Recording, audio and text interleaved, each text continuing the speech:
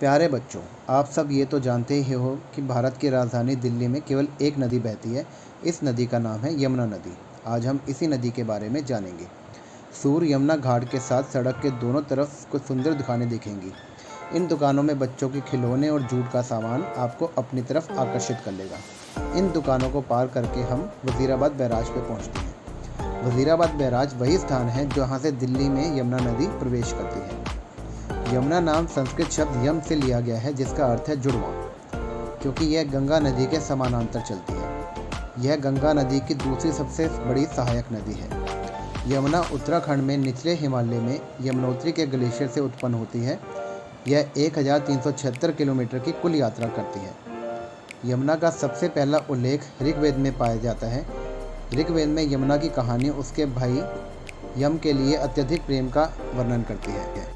महाभारत में पांडवों की राजधानी इंद्रप्रस्थ यमुना नदी के तट पर ही स्थित थी, जिसे आधुनिक दिल्ली का स्थल माना जाता था। अधिकांश महान साम्राज्य जिन्होंने भारत पर शासन किया था, वे अत्यधिक उपजाऊ गंगा यमुना द्वीप में स्थित थे, जिनमें मगध, मौर्य साम्राज्य, कुषाण साम्राज्य और गुप्त साम्राज्य शामिल हैं। यमुना नदी में स्नान का बहुत महत्व है।